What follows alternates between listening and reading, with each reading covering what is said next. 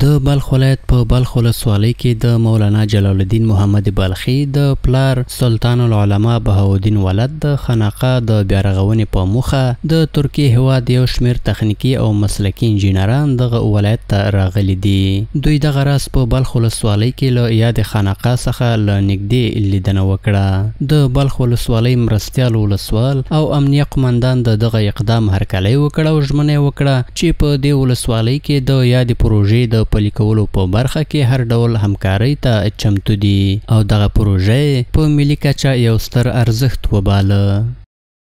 دا کم خلک چې د ترکیې نه راځي او خانقه مولانا جوړوي، موږ سل په سل کې هغو ته ډاډ ورکوو او همکاري ورسره کوو چې دوی موږ ته یو داسې ځای جوړوي چې هغه خلک هلته بیا تشریف راوړي، هلته خلک راځي.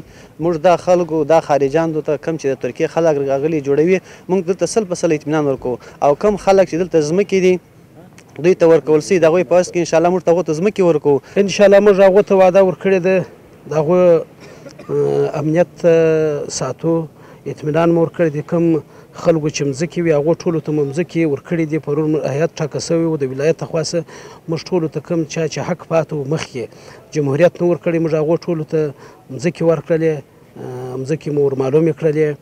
نو هغه هیات ټاکه سوی دی، انشاءالله هغو ته موږ پوره ډاډ ورکوو چې خپل کار په پوره ډاډ سره سرته ورسوي.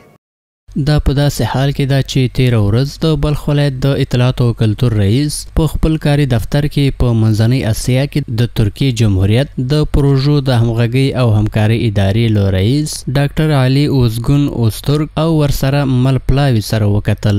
په دې کتنه کې دواړو لورو پر مهمو او اساسي مسایلو او د سلطان العلماء بهاءالدین ولد د خانقاه د بیارغونې په اړه خبرې اترې وکړې.